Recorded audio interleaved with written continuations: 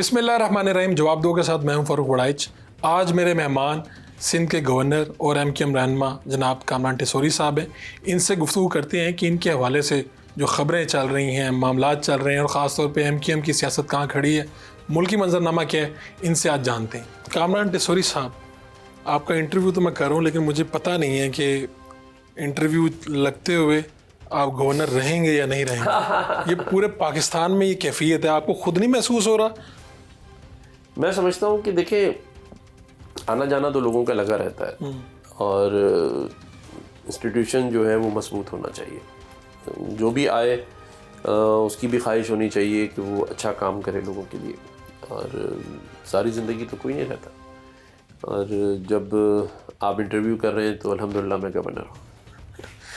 34वें governor है आप सिंध के, तो क्या जब आप इधर आए देखा आपने कितने गवर्नर रह चुके हैं, किस तरह से अपने आप को मुख्तलिफ समझते हैं इन गवर्नर से? देखिए, सबसे पहले तो अगर आप मेरी दिल की बात पूछें तो मैंने अपने आप को गवर्नर अभी तक समझा ही नहीं।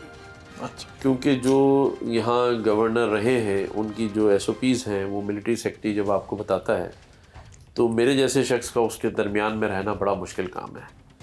जब मैंने ज्वाइन किया था तो हमारे MS थे कर्नल उमर, तो वो मुझे सुबह पहली ब्रीफिंग में ये कह रहे थे कि सर आप रिलैक्स कीजिएगा और 12:30 तक ऑफिस आइएगा, एक आध मीटिंग होगी, 4 बजे हम आपके साथ गोल्फ़ खेलने जाएंगे, फिर 6 बजे टी ब्रेक होगा और फिर रिलैक्स कीजिएगा। तो मैंने उनसे कहा था कि सुबह 9:30 मैं पहुंच जाऊँगा ऑफिस, आपने 9 बजे आना है, 8:30 बजे स्टाफ ने आना है। जाने का कोई टाइम नहीं है। आज 17 महीने हो गए हैं, हम 16, 17 या 18 घंटे काम करते हैं। आज दिन तक मैं गोल्फ़ खेलने नहीं गया। अच्छा, मैं आपको ज़रा समझना चाह रहा हूँ, लोग भी समझना चाहते हैं, आखिर कामरान टिसोरी कौन है? हमने कभी देखा कि MQM इसके ऊपर टूट पड़ी, कामरान टिसोरी की एंट्री होती है। कभी देखा कि मर्जर के पीछे मुझे कहीं ना कहीं आप नज़र आते हैं। आपसे फ़ारूक सत्तार साहब की मोहब्बत थी और उस मोहब्बत में पार्टी तक टूट गई, तो फिर आपका नाम अचानक गवर्नर के लिए आता है। MQM वाले हमारे सामने इस तरह से आते हैं जैसे उनको पता ही नहीं है कि आप भी MQM के हैं। तो आखिर में कामरान टिसोरी है कौन? आपके पीछे कौन है? देखें, कामरान टिसोरी जो है वो एक आवामी नुमाइंदा है, एक सियासी कारकुन है और आवाम के दरमियान रहने वाला शख्स है। और ये मैं आज इसलिए कह रहा हूँ कि पिछला तो मैं उस पर कमेंट नहीं कर सकता कि MQM वाले मेरे बारे में क्या कह रहे थे, लेकिन आज मैं बता सकता हूँ कि जब हम इलेक्शन जीते हैं उसके सेकंड डे जो राब्ता कमेटी की 2/3 मेजॉरिटी वाली मीटिंग थी जी।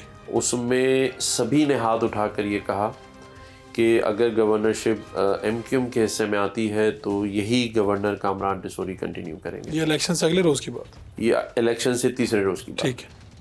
जब हम 17 सीटें जीते और टीवी के ऊपर मैंने मुस्तफ़ा कमाल भाई को ये कहते हुए सुना कि ये गवर्नर पर तो बात ही ना करें। फ़ारूक सत्तार भाई को यही कहते सुना, फैसल सब्ज़वारी भाई को ये कहते सुना, ख्वाजा इजहार, अरशद वोरा और खालिद मकबूल सिद्दीकी भाई को। तो मैं समझता हूँ मेरे लिए ये बड़े एजाज़ की बात है कि जो लोग मुझे नहीं समझ पा रहे थे या बकौल आपके पूछ रहे थे कि कौन है ये कामरान टिसोरी, तो आज अल्हम्दुलिल्लाह जिस 17 माह में पता चल गया सबको। पार्टी ने मुझे गवर्नर नामजद किया, आज उसे पता चल गया सबसे पहले। अभी क्या फिर चल क्या रहा है? ये खबरें कहाँ से आ रही हैं? MQM चाहती है कि कामरान टिसोरी ही हमारा गवर्नर हो, टीवी पे भी आके कह रही है। पहले तो नहीं चाहती थी, अब चाहती है जी। अब 17 सीटें भी हैं। MQM पहले से मजबूत है, 2018 की निस्बत आज बहुत ज़्यादा मजबूत है। उस सब के बावजूद नाम किसी और का चल रहा है कि कोई मकीन बदल जाएगा गवर्नर हाउस। मुझे ऐसा लगता है जब MQM नहीं चाह रही थी तो मैं गवर्नर था, और आज चाह रही है तो थोड़ा मुश्किल लग रहा है। अब ये MQM मामला क्या है? ये बदकिस्मती है या खुशकिस्मती है कि जब जब वो जिसको चाहती है वो उन्हें नहीं मिलता, तो इस वजह को ढूंढना पड़ेगा।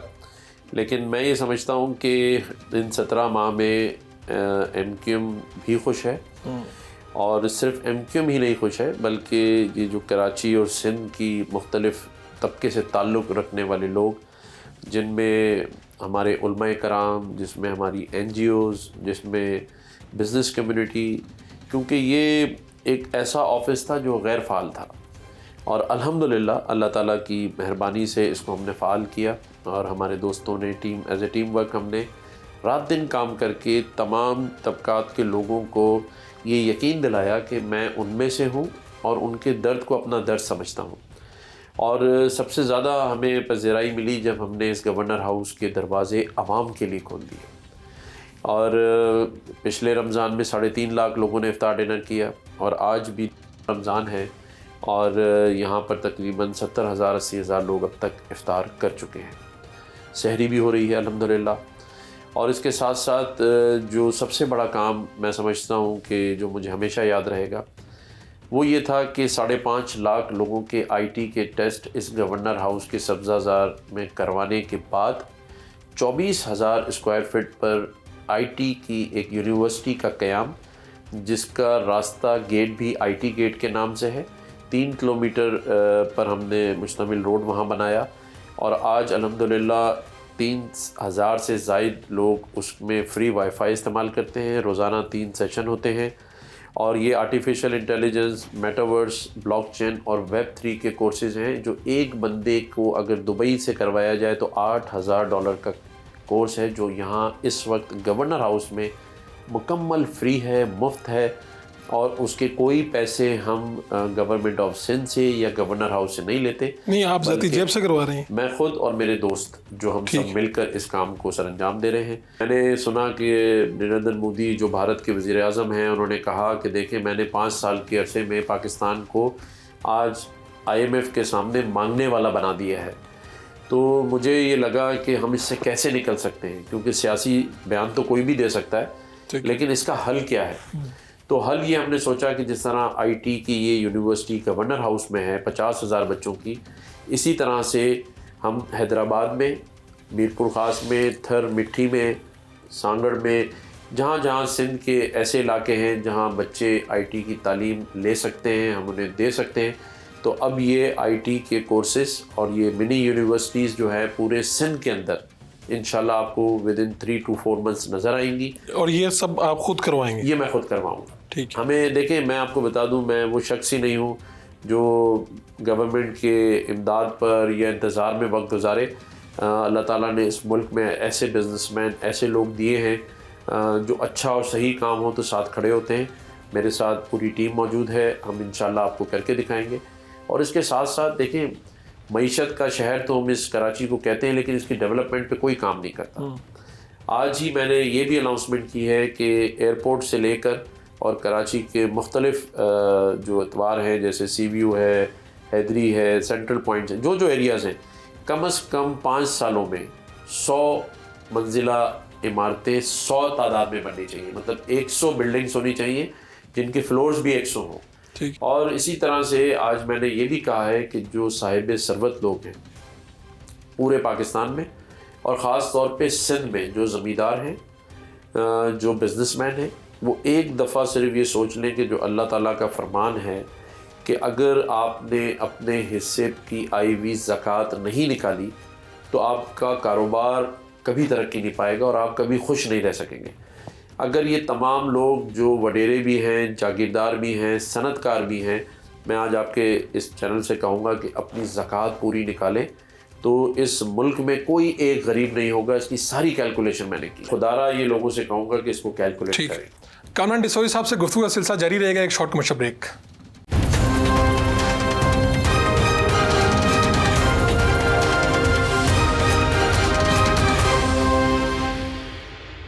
Welcome back. डिसोरी साहब, क्या फ़र्क है? 17 माह पहले आप इस गवर्नर हाउस में आए। गवर्नर हाउस में दाखिल होने से पहले कि जितनी आप इंकलाबी इक़दामात कह रहे हैं, कुछ आपने किए भी हैं, कुछ करने भी जा रहे हैं, आपकी सोच में कोई फ़र्क आया यहाँ पे अंदर एंटर होने के बाद, यहाँ बैठने के बाद? देखिए, इसमें तो कोई दो राय नहीं। मेरा जो नोटिफिकेशन है 12 रबी अव्वल वाले दिन हुआ और मैंने इस चीज़ का एहसास किया कि अल्लाह ताला ने इस मुबारक और प्यारे दिन पर मुझे और मेरे ख़ानदान को ये खुशी नसीब की। तो मैंने उसी दिन ये अहद कर लिया था कि गलतियाँ तो हर एक से होती हैं, मुझसे भी हुई होंगी, लेकिन मस्ती नहीं करनी और अल्लाह की जो मखलूक है, मखलूक खुदा के लिए काम करना है।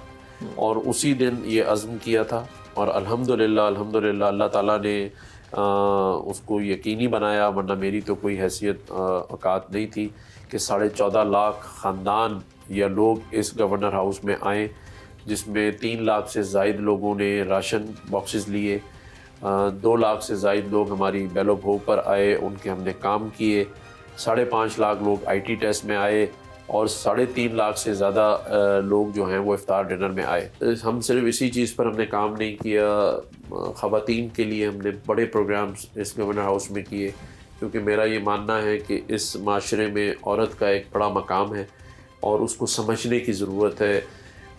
उसे मैंने देखा जितने मैं कॉन्वोकेशंस में जाता था तो 99% जो गोल्ड मेडलिस्ट थी वो मेरी बहनें और बेटियां थीं, लेकिन वो गोल्ड मेडल्स जो हैं वो शादी के बाद दीवारों पर या शोकेसेस में रह जाते हैं।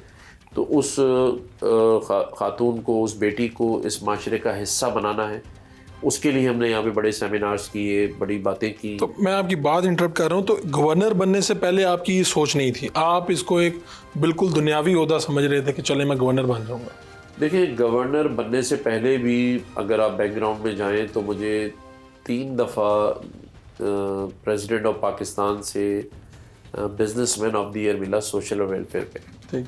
तो सोच तो ज़रूर थी, लेकिन ये लाइमलाइट में और एक्सपोज ज़ाहिर गवर्नर बनने के बाद ज़्यादा नज़र भी आई, और फिर जब लोगों ने इसको बड़ा सराहा तो मुझे भी बड़ी हिम्मत मिली कि और करना है। हम सब सियासत कर रहे हैं, लेकिन इस वक्त पाकिस्तान को सियासत की ज़रूरत नहीं है। इस वक्त पाकिस्तान की रियासत और पाकिस्तान को मजबूत करने की ज़रूरत है। आज जहाँ पर भारत हमें ये ताने दे रहा है कि हमें उसने ख़त्म करने में कोई कसर नहीं छोड़ी, और जहाँ हमारे तमाम ही पड़ोसी ममालिक अपने लोगों की फलाह और बहबूद के काम कर रहे हैं और उनको रिलीफ दे रहे हैं, लेकिन पाकिस्तान में जो आवाम है, जिसमें से 24 करोड़ लोगों की हम बात करते हैं, तो मेरा ये मानना है कि 22 करोड़ लोग परेशान हैं। तो आप कह रहे हैं कि इस वक्त जो रियासत को सियासत की ज़रूरत नहीं है? बिल्कुल नहीं, किसी को भी नहीं है।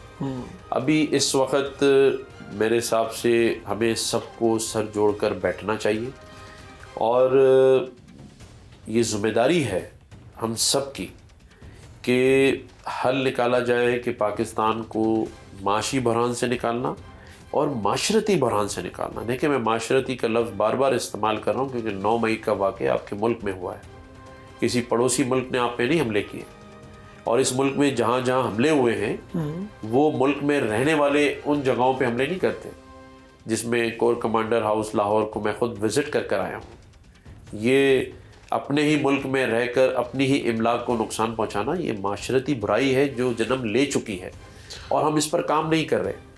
हमें माशी बहरान को निकालने के साथ साथ माशरती बहरान से निकालना है, लोगों को इत्मीनान दिलाना है, उम्मीद दिलानी है। मैं क्योंकि चांसलर भी हूँ एज गवर्नर तमाम यूनिवर्सिटीज़ का, मुझे तो जो मिलता है कहता है मुझे मुल्क से बाहर जाना है। तो इसका जिम्मेदार कौन है? हम हैं, मैं हूँ, सियासतदान की बात हो सब हैं, सारे स्टेक होल्डर्स हैं। जो भी पाकिस्तान को चला रहे हैं वो अपने दिल पे हाथ रख के सोच लें कि हम पाकिस्तान के लिए क्या कर रहे हैं। अगर कर रहे होते तो क्या आज 1 और 2 बिलियन डॉलर जाके IMF से भीख की तरह मांग रहे होते? अगर कर रहे होते तो डॉलर, पेट्रोल, बिजली, पानी, गैस या तो है नहीं, और है तो इतना महंगा होता।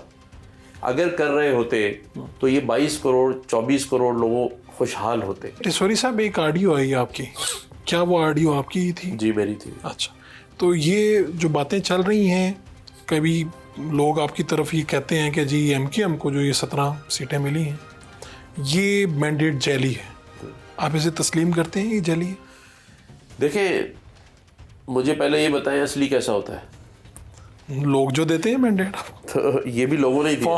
फॉर्म 47 45 की तकसीम है इन दिनों। देखें, मैं ये समझता हूँ रात को जीते थे या सुबह जीते हैं? नहीं, मैं इसमें 2 चीज़ों का जिक्र करूँगा। देखिए, एक तो मैं इसकी तहकीक कर रहा हूँ। अच्छा। उसकी वजह यह है कि ये गवर्नर का काम नहीं है, ये काम है इलेक्शन कमीशन ऑफ पाकिस्तान। ठीक है। ये इंतज़ामिया का काम है, ये ROs और DROs का काम है। क्या हुआ है टीवी पर हमने भी देखा, आपने भी सुना, इससे तो कोई दो राय छुपी नहीं है। लेकिन कोई ना कोई बात ऐसी ज़रूर हुई है जिसका तस्करा पूरे पाकिस्तान में है और दुनिया में भी हो रहा है। आपको आम लोगों ने भी मिलकर आम बताया लोगों होगा ने ना, बताया। अवामी आदमी। मैं ये समझता हूँ कि इस परसेप्शन को ठीक करने की ज़रूरत है और हक़ाइक़ क्या हैं उससे आगाह करने की भी ज़रूरत है। अगर कहीं ऐसी चीज़ें हुई हैं जिसकी लोग कंप्लेन कर रहे हैं तो हमें ये सोचना होगा कि वो क्यों हुई। तो आप ज़ाती तौर पे इसकी तहकीक कर रहे हैं? ज़ाती तौर पर मैं तो यही कर सकता हूँ कि आपने मुझे कुछ बातें बताई, कुछ मुझे आरओज़ DROज़ से पता चलती हैं, लेकिन मैं ये ज़रूर आपको बता दूँ कि मैं इस पर तहकीक ज़रूर कर रहा हूँ। मुझे कम से कम ये पता होना चाहिए कि हुआ क्या है। और जहाँ तक आप बात खुद है, भी इलेक्शन लड़े हैं, आपको तो ऐसे फिंगर टिप्स पे होगा, पता चल जाता है शहर में हुआ मैं क्या। आपको बताऊँ, देखें, अगर आप MQM की 17 सीटों की बात करते हैं जी, तो MQM के पास पहले 24 सीटें थीं, फिर वो 17 हुई। नहीं 2018 में कितनी थी? 2018 में तो 7 सीटें थी। जी, लेकिन तो 2018 में ऐसा क्या हुआ कि MQM जब दोबारा 2024 में उतरी तो पूरे कराची ने MQM की झोली उस सीटों से भर दिया? देखिए, उसकी दो वजूहात हो सकती है। एक तो ये हो सकती है कि MQM ने एक ऐसा गवर्नर इस शहर को दिया, इस सूबे को, जिसने रात दिन 17-18 घंटे काम किया। ये एक वजह मैं अपनी बता सकता हूँ। ठीक है। लेकिन दूसरी वजह ये भी है कि MQM के जो धड़े थे वो 3 हिस्सों में बटे हुए थे। 2018 के इलेक्शन में फारूक सत्तार अलहदा थे, खालिद मकबूल ग्रुप अलहदा था और मुस्तफ़ा कमाल भाई का ग्रुप अलहदा था। लेकिन 2024 के इलेक्शन में ये सारे धड़े एक हैं और सब ने मिल के इलेक्शन लड़ा है। एक धड़ा मिस कर गए आप, वो लंदन वाला। देखिए, मैं तो जिस MQM में शामिल हुआ और आज जिस MQM ने मुझे गवर्नर नॉमिनेट किया, उसमें उनका ना कोई सिलसिला है और ना कोई तस्करा है। ठीक है, और ना कभी कोई रास्ता है उनका। नहीं, मैंने तो कई इलेक्शंस में कहा है कि उनका इशू सियासत से नहीं है, रियासत से है। अगर रियासत को उनसे कोई इशू नहीं तो सियासत को क्या होगा। ठीक है, अगर रियासत जगह देती है तो आप भी जगह दे देंगे। हाँ, देखिए, मैं इसलिए ये बात इसलिए करता हूँ कि सियासत से नहीं है, रियासत से है। ठीक है। और मैं क्योंकि उनसे ज़िंदगी में कभी ना मिला हूँ, ना मेरी कभी उनसे बात हुई है, ना मैं उनको जानता हूँ, ना वो मुझे जानते हैं। जिस पार्टी के आप डिप्टी कन्वीनर बने, जिस पार्टी के आप गवर्नर हैं, ये सारी पार्टी उनकी सोच और नज़रिए पे खड़ी हुई है। नहीं हो सकता ऐसा, लेकिन मैं जिस पार्टी को मैंने ज्वाइन किया उसका नाम था MQM पाकिस्तान। ठीक। और डॉक्टर फारूक सत्तार भाई उसके कन्वीनियर थे और उस वक्त की बात है जब ये उनको उनसे अलहदगी कर चुके थे और उनको डिसोन कर चुके थे। मैं तो उस पार्टी में आया हूँ। तो आप कह रहे हैं मैं तो इनको जानता हूँ। मैं तो इनको जानता हूँ, जो सच है, इसमें तो मैं कोई दो राय छुपाने वाली है नहीं। और जब मैंने इनके साथ काम शुरू किया तो ज़ाहिर है डॉक्टर फारूक सत्तार भाई का मंशूर और खालिद मकबूल भाई का मंशूर तो अवामी खिदमत और आवाम में रहने वाला था, जिसको मैंने अडॉप्ट किया और एज गवर्नर मैंने उसको इम्प्लीमेंट करके दिखाया। मेरा ये मानना है कि अगर पाकिस्तान में जितनी फिजिबिलिटी रिपोर्ट्स बन के मिनिस्ट्रीज़ की अलमारियों में बंद हैं, अगर उनमें से सिर्फ 5% पर इम्प्लीमेंट हो जाए तो पाकिस्तान तरक्की की तरफ जा सकता है। ठीक, ये आपकी ऑडियो है जिसमें आप रेफ़र कर रहे हैं कि जी वो हमारे मैंडेट को 100% जैली और हम 200% जैली। जब आप कह भी रहे हैं कि मेरी ही ऑडियो है, तो ये लोग क्यों समझ रहे हैं कि MQM का मैंडेट जैली है? आप लोगों का तो खून खोल उठना चाहिए कि क्या बात कर रहे हो।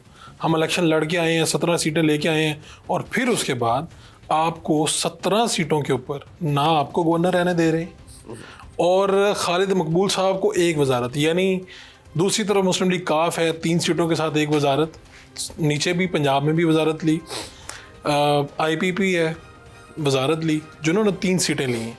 आप लोग 17 सीटों के साथ कम से कम 3 वजारतें, एक गवर्नर। मैं कौन होता हूँ, मैं एक आम सहाफ़ी हूँ, लेकिन आप जैसे सियासी जो खिलाड़ी हैं वो भी इतनी कमज़ोर फील्डिंग पे खड़े हुए हैं।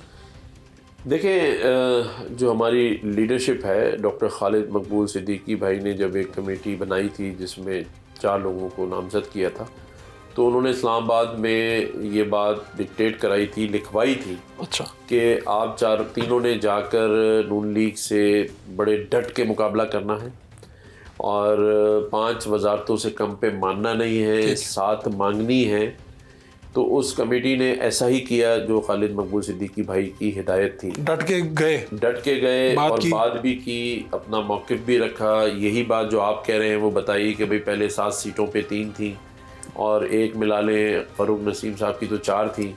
ये सब बातें हमने उनसे की, लेकिन बाद में क्या हुआ वो नहीं, डॉक्टर आपके जो आर्गुमेंट्स थे नून लीग वालों को सच्चे नहीं लगे, यानी आपके उन्होंने खुद आर्गुमेंट्स। कहा कि आप सच बात कर रहे हैं। और वहां पे ये किसने बात की कि मैंडेट जाली है एमक्यूएम का? देखिए ये तो बहुत बात हो चुकी। अच्छा, ये जो ऑडियो मेरी वाली है, आवाज़ मेरी है, लेकिन कुछ चीज़ों को सियाक और सबाक से हट के आगे पीछे किया गया है। ठीक है। बात सिर्फ इतनी थी कि जब नून लीग वालों से मुज़ाकरात हुए थे तो उन्होंने ये बताया था, मुस्तफ़ा कमाल भाई इसकी मज़ीद वजाहत कर चुके हैं कि पीपल्स पार्टी वाले ये कह रहे हैं कि एमक्यूएम का मैंडेट जारी है। तो उसको फौरी तौर पे जवाब नहीं दिया गया कि यार ये क्या बात हो रही है? नहीं बताया, दिया जहाँ बताना था वहाँ भी बताया। लेकिन मैं देखें फिर एक इस बात से हटकर एक बात करूँगा कि इस पर तो हम 4 घंटा भी बात कर लेंगे, वहीं खड़े रहेंगे। लेकिन अगर हम आवाम की मसाइल की तरफ आते हैं तो उसमें अब ये इलेक्शन हो चुका है। कामरान भाई, मैं उस गवर्नर से मुखातिब हूँ जो कहता है कि जब ओहदे से साइड पे हो जाऊंगा तो ज़्यादा ख़तरनाक हो जाऊंगा। मैं उस गवर्नर से मुखातिब हूँ जिसने दीवार तोड़वा दी है और गेट नया लगवा दिया और कहा कि लोग यहाँ से आएंगे। मैं उस गवर्नर से मुखातिब हूँ जो कह रहा है जंजीरें दल लगाइए, आएँ, इसको खटखटाएं और अंदर आ जाएं। मुझे ये समझ नहीं आ रही कि जब आपको खालिद भाई ने इतना मैंडेट दे के भेजा था कि जाएँ भाई, जाके मुज़ाकरत करके आएँ, तो सिर्फ एक वजारत लेके आए, वो भी खालिद मकबूल साहब की अपनी जी। और आप लोग तो मेरे नॉलेज है, मेरी इन्फॉर्मेशन है, आप लोगों का तो ये तय नहीं हुआ था कि आप जितने मर्जर जब हुआ था आप लोगों में से कोई वजीर नहीं बनेगा, मेन ओहदे पे नहीं आएगा? जी ऐसे। क्या ये बात दुरुस्त है? बिल्कुल सही है। तो फिर खालिद मकबूल साहब जब वजीर बनते हैं तो क्या आपको पता नहीं चला या उनको भी पता नहीं चला, वो ज़बरदस्ती वजीर बना दिए गए? देखें कुछ बातें ऐसी हैं जो मैं यहाँ नहीं कर सकता। ठीक है। हर सियासी जमात की अपनी कुछ राज व न्याज होते हैं, लेकिन बहैसियत गवर्नर सिंध भी मेरा एक रोल ऐसा है कि मैं बहुत सारी चीज़ों में इन्वॉल्व नहीं होता, क्योंकि ज़ाहिर है एक गवर्नर है, वो तमाम सियासी जमातों का गवर्नर है। जब जब मुझसे मशवरा लेते हैं, आते हैं, मसाइल होते हैं पीपल्स पार्टी के दरमियान, बाकी लोगों के दरमियान, तो मैं अपना रोल प्ले करता हूँ। लेकिन ये जो फ़ैसले हैं जो आप कह रहे हैं, मैं उसको बिल्कुल बिला झिझक बता सकता हूँ कि ना ये मेरी नॉलेज में है, ना मुझे इसमें एतमाद में लिया गया। किसको सेनेटर बनाना है, कौन मिनिस्टर बनेगा, मैं आपके चैनल के सामने कह सकता हूँ कि मेरे इल्म में बिल्कुल नहीं है। और खालिद साहब का भी नहीं पता था कि वो वजीर बनने वाले हैं? ये खालिद भाई से आप पूछ सकते हैं। ठीक है। खालिद मकबूल साहब जब वजीर बने तो एमक्यूएम क़यादत क्या सोच रही थी? एक शॉर्ट कमर्शियल ब्रेक लेते हैं, फिर आपको बताते हैं।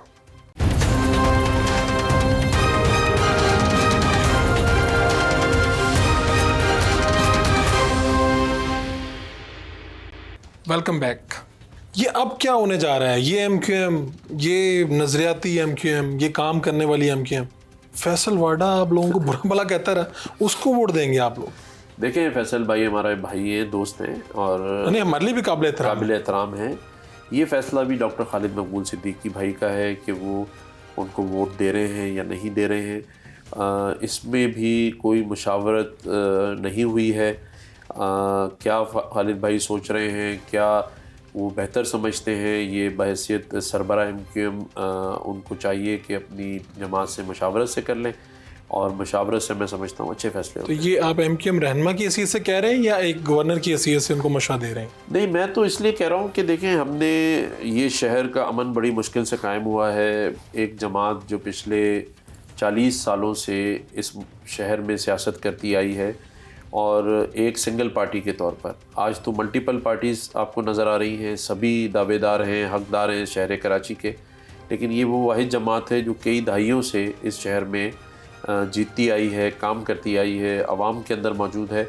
तो मेरा ये मानना है कि इसके फ़ैसले के जो असरात हैं वो नीचे तक जाते हैं। ठीक है। और अगर हम चाहते हैं कि मईशत के शहर को माशी तरक्की दें, तो वहाँ सियासी इत्मीनान अदम जो है वो तवाज़ुन ना हो और सब मुतमईन हो। अगर आज ये मैंडेट एमक्यूएम को 90% इस शहर कराची का 100% हैदराबाद से मिला है, तो अब उसको डिलीवर भी करना है। और अगर वो डिलीवर नहीं कर पाते हैं तो मैं समझता हूँ कि इससे बड़ी नाकामी एमक्यूएम पाकिस्तान की नहीं हो सकती। इस वक्त तो बड़ी आइडियल सिचुएशन है, एमक्यूएम भी काम करना चाहती है, पीपल्स पार्टी भी शहर को बहुत अच्छा शहर बनाना चाहती है, उनका मेयर मौजूद है, आपके 17 खिलाड़ी मौजूद हैं, गवर्नर एमक्यूएम का है। अब क्यों नहीं कराची के मसले हल हो रहे? लोग तो आज भी, मैं देख रहा था कराची में घूमा फिरा हूँ, लोगों के चेहरे उतरे हुए हैं, बाहर बैठ के लोग वहाँ पे कर रहे हैं, अफ्तारियाँ कर रहे हैं, लंबी लाइनें लगी हैं। खुद आपके गवर्नर हाउस में लोग इतने आ रहे हैं। कराची तो वहीं पे खड़ा हुआ है जहाँ पे खड़ा हुआ था। कोई आपको आसार नज़र आ रहे हैं? हो सकता है मैं देख ना पाया हूँ। देखें, जो बात आप कर रहे हैं ना, ये इस शहर कराची और लियाने सिंध की दिल की आवाज़ कर रहे हैं आप। जो उनके लिए होना चाहिए था वो हो नहीं रहा। लोग दस्तरखान पर बिठा के कोई इफ्तार करा देता है और कोई सहरी करा देता है। इस शहर में NGOs जो हैं उनके दस्तरखान बढ़ते जा रहे हैं। आपको हर गली में सैलानी और हर गली में JDC का दस्तरखान नज़र आएगा। हज़ारों लाखों लोगों की कतारें नज़र आएंगी, बचत बाज़ार नज़र आएंगे और हर शख्स बड़े फ़ख्र से कह रहा है कि मैं गरीबों को खाना खिला रहा हूँ। यानी आप गरीबों को ये यकीन दिला रहे हैं कि आप गरीब ही हैं जी। और गरीब ही रहेंगे। तो ये भी हमें करना है कि लोगों के अंदर इत्मीनान देने के लिए, उम्मीद देने के लिए हमें ये फ़िक्रे चेंज करने होंगे। हमें हर एक को बराबरी की हैसियत देना होगी। और ये वज़ीर-ए-आज़म पाकिस्तान से मैं ज़रूर इस बात की गुजारिश करूँगा, अपील करूँगा कि इसका नोटिफिकेशन करें वो, कि किसी यतीम खाने के बाहर यतीम का लफ्ज़ नहीं होगा और किसी बचत बाज़ार के बाहर और जो हम दस्तरखान बिछाते हैं वहाँ ये नहीं होगा और ये अल्फाज नहीं होंगे कि हम गरीबों के लिए ये काम कर रहे हैं। गरीब तो हम अल्लाह की नज़रों में सारे बराबर हैं, तो फिर ये तवाज़ुन हमने क्यों? और जिनका हक है, आप देखें, मैं इस पर तनकीद नहीं करूँगा। एक अभी जो लाहौर पुलिस की एक खातून ने एक अच्छा काम किया, ज़रूर देखें, मेरा ये तो मानना है ये तो उसका फ़र्ज़ है। अगर हम फ़र्ज़ की अदायगी में भी इतना ऑब्लाइज कर रहे हैं तो भाई फिर फ़र्ज़ अदा करने के लिए रखा क्यों है? मतलब जिसका जो काम है वो अपना फ़र्ज़ समझ के करे, उसकी खुदनुमाई की ज़रूरत नहीं है। देखें, अगर पाकिस्तान जैसे मुल्क में हर शख्स ये ईमान बना ले कि मुझे अपने हिस्से का काम करना है, तभी पाकिस्तान ठीक हो जाएगा। MKM जो है, आज की MKM इतनी मजबूत नहीं लग रही मुझे। आज आप इतने मजबूत असाब के मालिक मुझे लग रहे हैं। वो पूछें कैसे? पूछे ना ज़रा कैसे बताएं।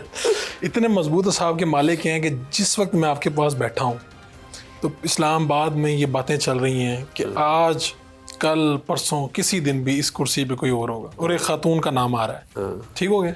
वो खातून जो शायद इस वक्त MKM में राब्ता कमेटी में भी कहीं नहीं थी, कहीं नहीं थी, और उनकी काफ़ी उम्र रसीदा है खातून।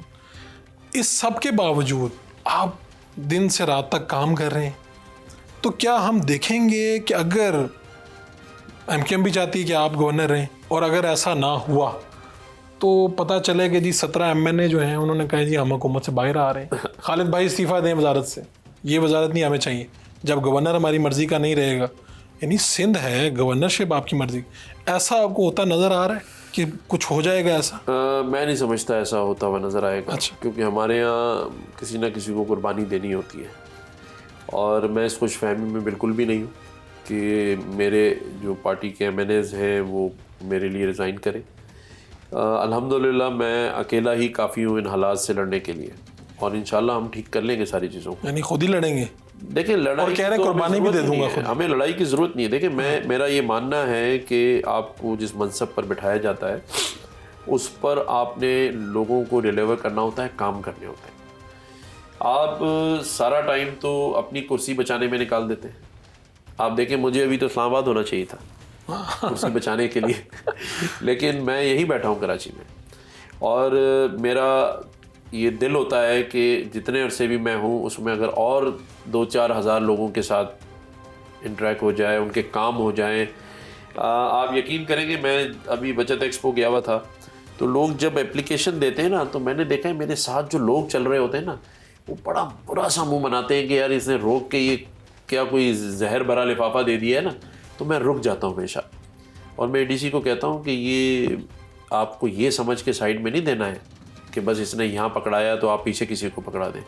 जब मैं वापस जाऊँ तो ये मेरी टेबल पे होना चाहिए। उसी वक्त मेरा प्रिंसिपल सेक्रेटरी आएगा, मेरा स्टाफ आएगा, MS आएगा, जो डायरेक्शंस हम दे सकते हैं हम देंगे। नहीं, ये नागवारी क्यों है? ये क्या फाइंड किया आप? ये इसलिए है कि मैं जब यहाँ आया तो जब रमज़ान में 3.5-4 लाख लोगों ने इफ्तार किया, तो मैं रोज़ाना देखता था, क्योंकि मैं 30 दिन उनके साथ था।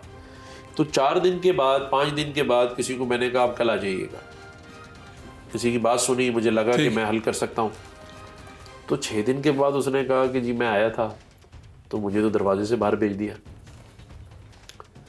रोज़ाना मुझे हज़ारों लोग एप्लीकेशन दे रहे हैं। मैंने 10 लोगों की टीम बनाई थी कि सबसे एप्लीकेशन ले लें, और ज़ाहिर है रोज़ाना 16 हज़ार 28 हज़ार लोगों की इफ्तार थी। सहरी पे भी मैं सब जगह 4 जगह सहरियाँ कर रहा था। तो जब रमज़ान ख़त्म हो गया तो मैंने अपने प्रिंसिपल सेक्रेटरी को बुलाया और मैंने कहा कि जी वो जो सारी एप्लीकेशन थी उसके लिए हमारी जो टीम है उसको बिठाएं और वो सारा देखें कि किस किस की क्या मजबूरियां हैं, क्या प्रॉब्लम्स हैं जिनको हम बात कर सकते हैं। तो उन्होंने अपने पीछे वाले की तरफ देखा, एप्लीकेशंस कहाँ हैं। उसने उससे पूछा, उसने बोला किधर है एप्लीकेशन। तो मैंने कहा यार ये 70-80 हज़ार आई है मेरे हिसाब से 30 दिन में, 3.5 लाख लोगों में से 60 हज़ार तो मैं अंदाज़ा कर सकता हूँ। उसने कहा सर वो तो है ही नहीं। यानी वो बस एप्लीकेशन आई, किसी ने इधर कर दी उधर कर दी। तो फिर मैंने मालूमात की, बड़ी मालूमात की। तो मेरे बेटे को एक स्वीपर ने बताया कि यहाँ पर एक रूम है जिसमें ये सारी चीज़ें डंप कर दी जाती हैं, वहाँ पड़ी होंगी। मैं खुद वहाँ गया और मैंने खोला तो वो पिछले 10 साल की एप्लीकेशन भी वहीं पड़ी थी। कितनी होंगी? मेरे ख्याल से होंगी कोई मेरी 70 हज़ार के बाद जो है 2-4 हज़ार और होंगी, क्योंकि पिछले 70 साल में किसी को अंदर ही नहीं आने दिया तो एप्लीकेशन कहाँ से दें। तो वो यानी उस रूम में उन्होंने रूम ही शायद इसलिए है कि उसमें दरखास्तें सारी इधर रख जो आ जाती हैं, डाक से आती हैं, सब आती हैं, वो उसमें डाल देते हैं। आप यकीन करेंगे मैंने उन सब के ऊपर ड्यूटी लगाई और 1.5 से 2 महीने के अंदर हमने सब डेटा जो है कंप्यूटर में डाला है। उन सब को मेरे यहाँ से टेलीफोन जाते थे कि आपने एप्लीकेशन दी थी, आप आ जाएँ गवर्नर हाउस। एक रुखसाना रज़ी है हमारी और उनकी टीम है जो लोगों को टेलीफोन करती है, असिस्टेंट जो है हम उनको देते हैं। अगर किसी को वकील चाहिए, किसी को इलाज कराना है, किसी को उम्रे पे जाना है, किसी के घरेलू मसाइल हैं, लोग बड़े परेशान। आप यकीन करेंगे हमारे पास जब गवर्नर हाउस में एक फैमिली आई तो मुझे उसने, रुखसाना रज़ी ने बताया कि गवर्नर साहब, उन्होंने आके कहा कि बस हमारा काम हो गया। तो कहते हैं हम इतने परेशान थे कि हमारा फैमिली डिस्प्यूट चल रहा था, लेकिन जब हम गवर्नर हाउस आ गए ना तो हमें ऐसा लगा कि कोई है, अब हम खुद ही अपना मामला निपटा लें। मतलब लोगों को उम्मीद चाहिए कि यार कोई जगह हमें ऐसी मिले जो हमें पूछे। इस शहर में एक SHO आपका फ़ोन नहीं उठाता। मेरे पास जो नंबर है आज से नहीं 10 साल से, शायद व्हाट्सएप पे आपका नाम सेव हो ना तो शायद मैं हो सकता है एक आध दिन मसरूफियत की वजह से ना उठाऊँ, लेकिन अगर आप मुझे नॉर्मल लाइन पे फ़ोन करेंगे ना और मेरे हाथ में फ़ोन है तो मैं फ़ोन उठाता हूँ। नहीं, गवर्नर साहब खुद फ़ोन जी, मुझे कई लोग पूछते हैं, जब उठाते हैं ना तो वो कहते हैं जी गवर्नर से बात करा दें। मैं कहता हूँ मैं खुद बोल रहा हूँ, कहता है मजाक ना करें प्लीज़ बात करा दें। और मैंने कहा भाई मैं खुद बोल रहा हूँ। और कई लोग इस तरह रात में, दिन में 10-11 बजे के बाद तो बहुत कॉल्स आती हैं, मैं सारी उठाता हूँ। उसकी वजह ये है कि देखिए मैंने जब शुरू में फ़ोनें उठाई तो एक आदमी ने कहा कि मैंने 17 दफ़ा कॉल की है गवर्नर हाउस। तो मैंने कहा अच्छा। मैंने उसी वक्त ऑपरेटर से पूछा कि फ़लाँ आदमी की 17 कॉल्स आई हैं। उसने कहा सर ये कौन आदमी है, MP है, MNA है, डायरेक्टर है, कौन है? मैंने कहा ये आम आदमी है। तो कैसे? तो आम आदमी की कॉल तो रिकॉर्ड ही नहीं करते, लिखते ही नहीं कहीं पे। यानी आम आदमी की कॉल आती रहती है? वो आती रहती है, लोगों को गवर्नर से बात करा दो बस खत्म, नहीं है गवर्नर, ये कहा जाता है। तो यहाँ पर वो कॉन्सेप्ट ही नहीं था। मैंने इनसे कहा ऐसे नहीं हो सकता भाई, आप ये अमीरों और गरीबों का फ़र्क साइड में करें। वज़ीरों का नंबर लिखा जाता है, सफ़ीरों का लिखा जाता है, नोटेबल्स का लिखा जाता है। अब अगर आपको आवाम में से कोई कॉल करेगा वो भी मुझे लिस्ट चाहिए रोज़ाना। तो अब आपको पता चलता है कि कई लोग आपको याद कर रहे हैं, फ़ोन कर रहे हैं। मैंने उसका एक तरीका किया। देखिए मैं तो प्रैक्टिकल बात करने वाला आदमी। ठीक है। मेरे पास रोज़ाना गवर्नर हाउस पे 650 कॉल्स आती हैं डेली, मेरे पास फिगर्स हैं। और मैंने उसके ऊपर बंदे नॉमिनेट किए कि ये ऑपरेटर जब इतने 100 कॉल्स आ जाएंगी तो ये फ़लाँ डिपार्टमेंट में भेजेगा। अब उनका काम शुरू हो जाएगा कि वो कॉल बैक करेंगे कि आपने गवर्नर साहब के लिए कॉल की थी, क्या काम है। उनकी चीज़ लिखी जाती है, उनसे बात की जाती है, उनको कॉल रिटर्न की जाती है। ये बात सच है कि मैं हर एक से बात नहीं कर सकता, लेकिन अगर उसमें कोई ऐसी चीज़ होती है जो बहुत ज़्यादा इंपॉर्टेंट हो, बहुत ज़्यादा किसी ने बात की हो, तो फिर स्टाफ मुझसे डिस्कस ज़रूर करता है। एक शॉर्ट कमर्शियल ब्रेक।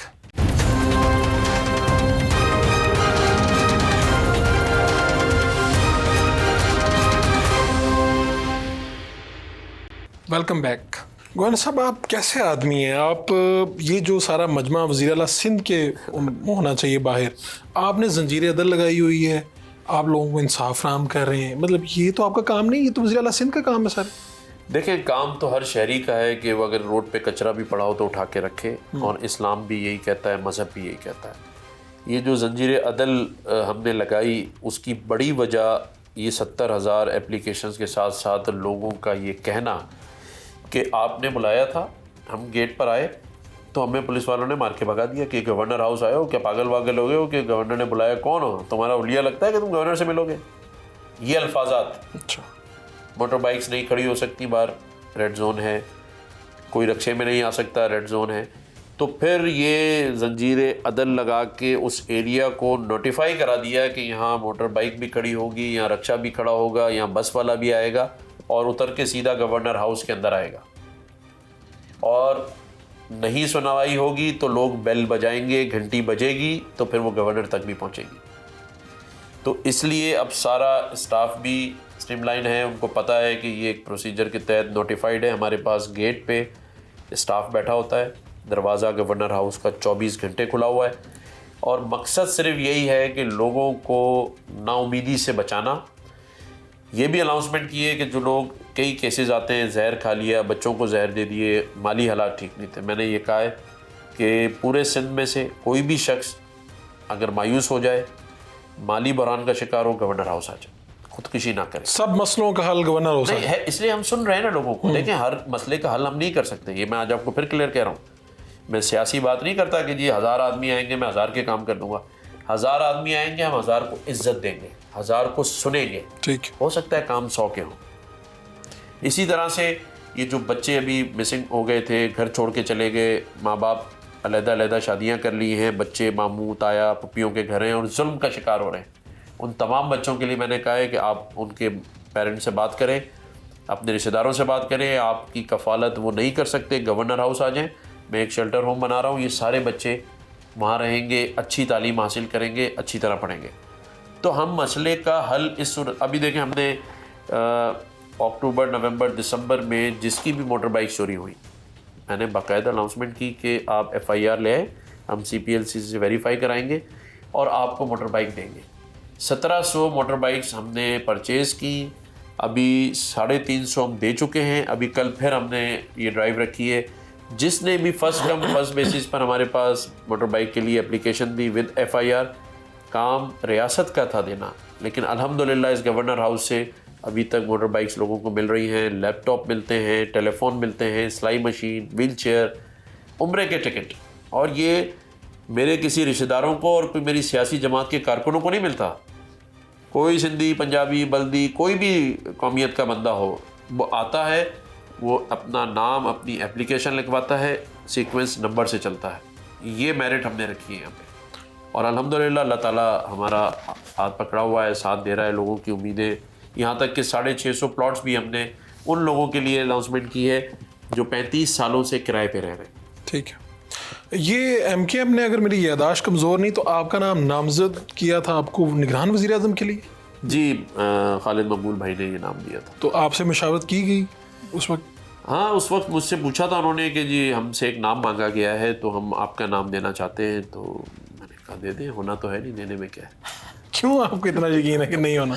देखें, मेरा ये ईमान है। आप भी तो मजबूत आदमी हैं। नहीं, देखें, मुझे पता था, मैं उस वक्त गवर्नर हूँ और मैंने खालिद मकबूल भाई से कहा भी था कि मैं यहाँ जो काम कर रहा हूँ उसमें मेरी पहली तरजीह ये है कि ये जो 50,000 बच्चे ऑन साइड पढ़ रहे हैं, इनके मैं उस वक्त ये हम बना नहीं पाए थे, उस वक्त मैं रोज़ाना इस काम में लगा। तो आप इसमें मशगूल थे? देखिए, मुझे एक बात बताएं भाई कि अगर आपके पास फंड्स ना हो, गवर्नमेंट की सपोर्ट ना हो, रुकावटें हो, तब ये काम करना बहुत मुश्किल हो जाता है। अगर मेरे पास अरबों रुपए के फंड्स हो ना तो ये बहुत आसान चीज़ होती है, लेकिन 17 से 18 घंटे देना और इन चीज़ों के लिए अपने दोस्तों से फंड्स को अरेंज करना, खुद करना, ये मुश्किल काम होता है। तो ये 17 माह की कारकर्दगी तो आपकी बहुत अच्छी है। इससे पहले तो हमारे सामने आया कि कामरान टेसोरी, पुलिस मुकाबले, FIR, ये वो, क्या वही कामरान टेसोरी से मेरा इंटरव्यू चल रहा है? देखें, मैं मायूस लोगों को नहीं करना चाहता, लेकिन मैं इस नतीजे पे भी कभी कभी आ जाता हूँ कि शायद ये 17 माह की जो कारकर्दगी है, मेरिट है, इसकी कोई हकीकत नहीं है। अच्छा। और हकीकत वही है कि बस आपसे मेरा ताल्लुक़ अच्छा होना चाहिए। लेकिन चले कोई बात नहीं, हमने हिम्मत नहीं हारनी। 62% यूथ है इस मुल्क में। आप लोगों के लिए शऊर पैदा करने वाले बने, आप लोगों को एहसास दिलाते रहें, अपने हिस्से का काम करें।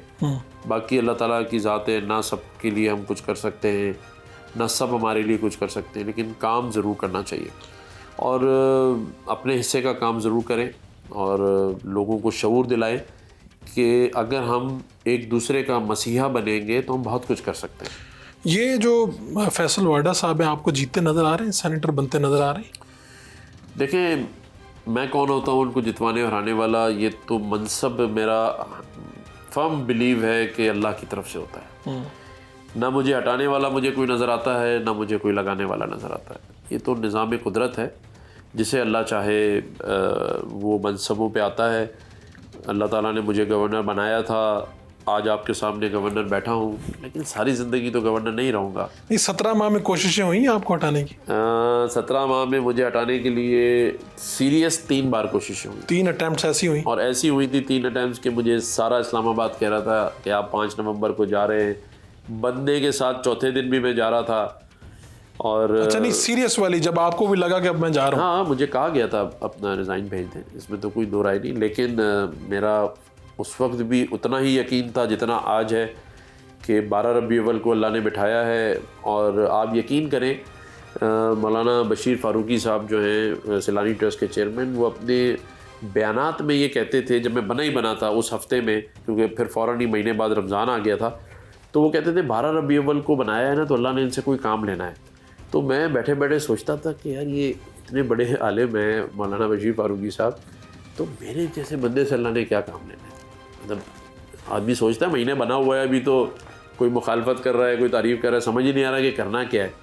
लेकिन आज 17 महीने के बाद मैं इस बात पे इतना खुश हूँ कि अल्लाह ताला ने मुझे अपना एक वलीजा, एक सुपरवाइज़र इन कामों के लिए चुन लिया। तो मेरी इससे बड़ी क्या खुशनसीबी हो सकती है? आपको लगता नहीं कि आप परफॉर्मर हैं? जिस तरह मोहसिन नकवी वज़ीर आला थे, परफॉर्म किया, वज़ीर दाखिला हो गए, सरफराज बुगटी निगरान वज़ीर दाखिला थे, परफॉर्म किया, सिंध उधर वहाँ के बलूचिस्तान के वज़ीर आला बन गए।